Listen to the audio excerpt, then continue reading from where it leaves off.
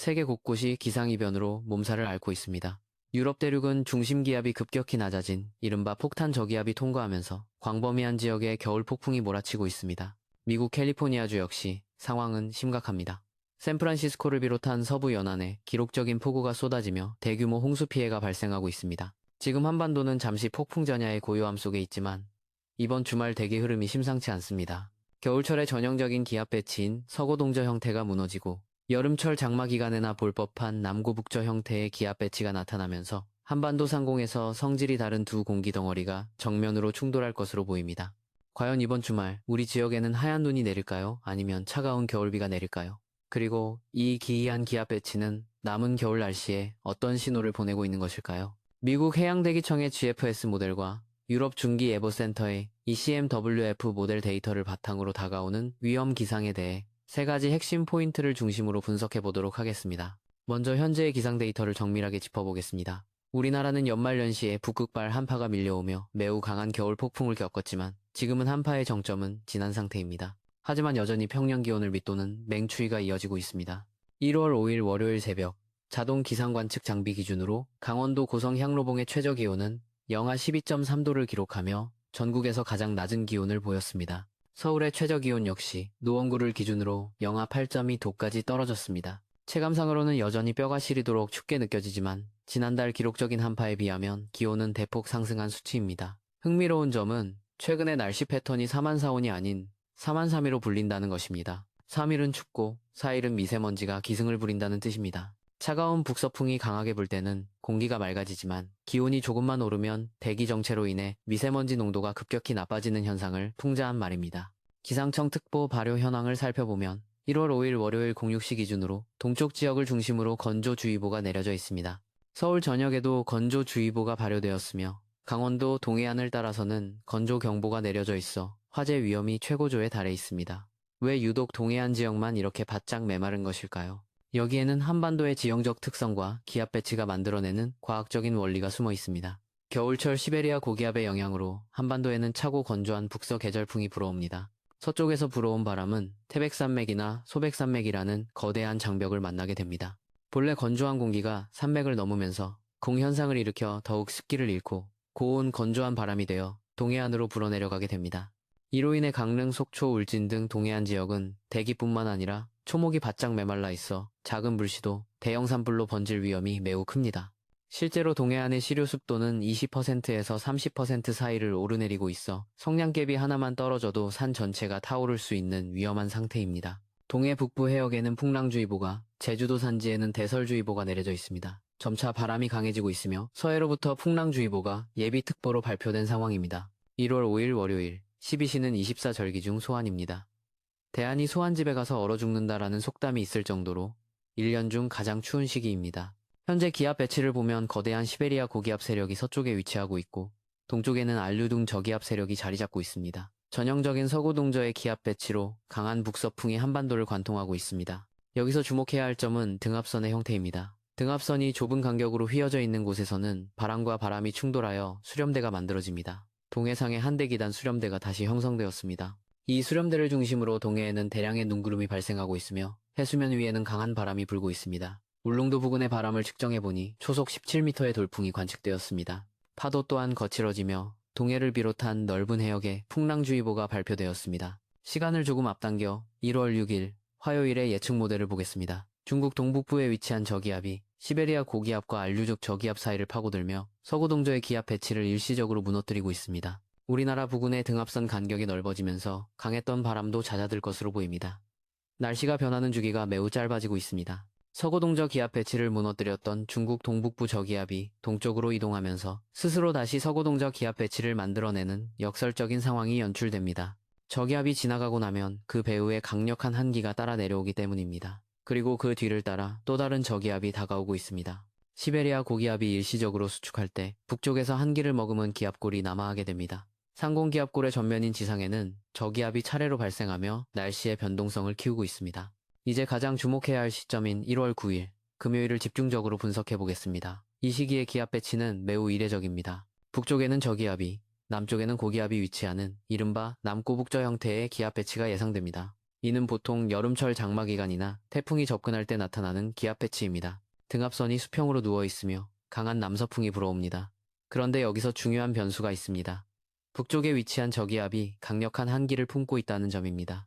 이 저기압이 상대적으로 따뜻한 동해 쪽으로 이동하면서 우리나라에 한 차례 눈이나 비를 뿌릴 것으로 보입니다. 왜 이 시점에 동해상에서 저기압이 맹렬하게 발달하는 것일까요? 여기에는 대략 세 가지 정도의 원인이 있습니다. 첫째, 해수면 온도와 대기 온도의 극심한 차이입니다. 상공 5,500m 부근에는 영하 30도 이하의 찬 공기가 위치하고 있지만 동해의 해수면 온도는 영상 10도 안팎으로 상대적으로 따뜻합니다. 무려 40도 이상의 온도 차이는 대류 불안정을 유발하여 폭발적인 상승 기류를 만들어냅니다.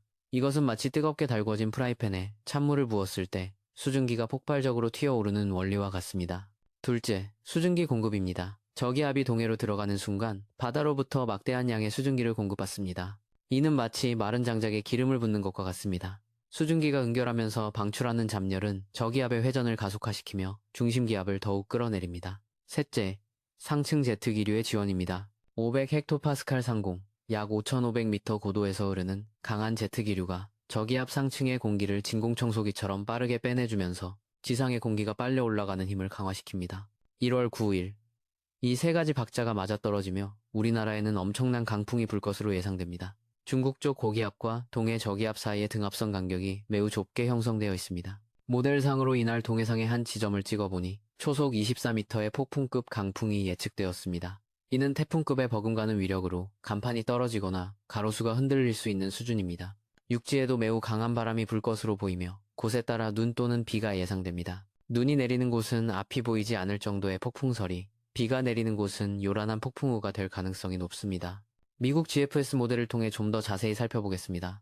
저기압의 중심은 동해 북부에 위치하고 있으며 이는 유럽 모델과 거의 일치합니다. 저기압 중심에서 뻗어나온 눈구름 밴드가 한반도를 대각선으로 가로지르며 걸려 있습니다. 이 구름대의 영향으로 전국적으로 한 차례 눈이 예상됩니다. GFS 모델 역시 등압선 간격을 매우 촘촘하게 모의하고 있어 매우 강한 바람을 예고하고 있습니다. 상공 1500m, 850헥토파스칼 일기도를 함께 보겠습니다. 비와 눈을 가르는 경계선인 영하 6도선이 중부지방을 관통하고 있습니다.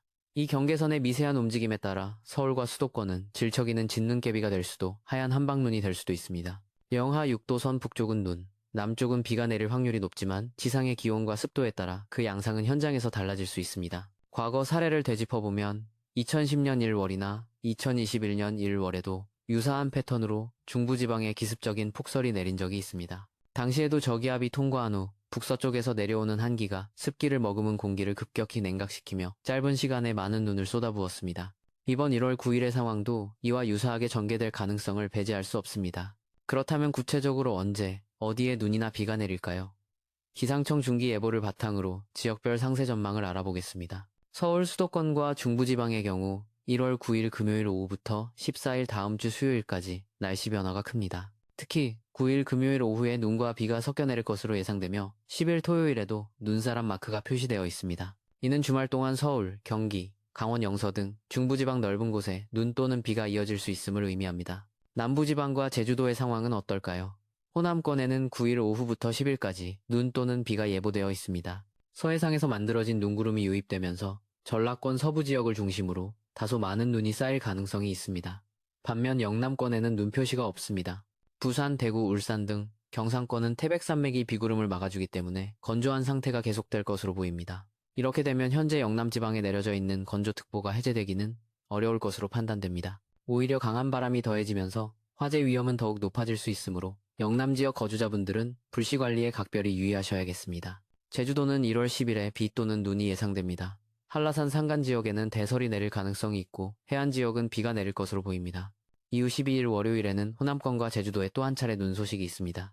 북서쪽에서 찬 대륙 고기압이 확장하면서 서해상에서 해기차에 의해 만들어진 구름대가 유입되는 패턴입니다. 이번 주말 날씨의 핵심은 변동성입니다. 북쪽을 지나는 저기압의 이동 속도와 경로, 그리고 상층 한기의 남하 정도에 따라 강수 형태와 적설량은 크게 달라질 수 있습니다. 특히 서울과 수도권의 경우 지상기온이 1도에서 2도만 차이가 나도 비가 눈으로 바뀌거나 그 반대의 상황이 될 수 있는 미묘한 경계에 놓여 있습니다. 미국 모델과 유럽 모델이 큰 틀에서는 비슷하지만 세부적인 강수구역과 양에서는 여전히 차이를 보이고 있습니다. GFS 모델은 강수구역을 좀 더 넓게 잡고 있는 반면 유럽 모델은 국지적인 강수를 예상하고 있습니다. 이는 아직 예보의 불확실성이 남아있다는 증거입니다. 주목해서 살펴보아야 할 점은 1월 9일 저기압 통과 시점의 바람입니다. 눈이나 비의 양도 중요하지만 순간적으로 부는 돌풍에 의한 피해가 우려됩니다. 비닐하우스나 입간판 등 시설물 관리와 안전사고에 미리 대비할 필요가 있습니다. 정리하자면 이번 주 후반은 한반도 주변 기압계가 급변하며 겨울 날씨의 종합 선물 세트와 같은 모습을 보여줄 것입니다. 춥고 건조한 날씨에서 습하고 바람이 강한 날씨로 바뀌는 전환점이 될 것입니다. 기온 변화의 폭도 클 것으로 예상됩니다. 저기압이 다가올 때는 남풍의 영향으로 기온이 일시적으로 오르겠지만 저기압이 빠져나간 뒤에는 다시 강력한 한파가 찾아올 수 있습니다. 급격한 기온 변화는 면역력을 떨어뜨리고 호흡기 질환을 유발할 수 있으니 두터운 외투를 준비하시고 건강관리에 각별히 신경 쓰셔야겠습니다. 기상 상황은 시시각각으로 변합니다. 특히 겨울철 저기압은 발달 속도가 매우 빠르고 예측이 어렵기로 유명합니다. 아직 며칠의 시간이 남아있어 변동될 가능성이 충분합니다. 앞으로 발표되는 최신 기상 정보를 계속해서 확인해 주시기 바랍니다. 소박사TV는 달라지는 기상 데이터를 분석하여 신속하고 정확하게 다시 찾아뵙겠습니다. 시청해주셔서 감사합니다.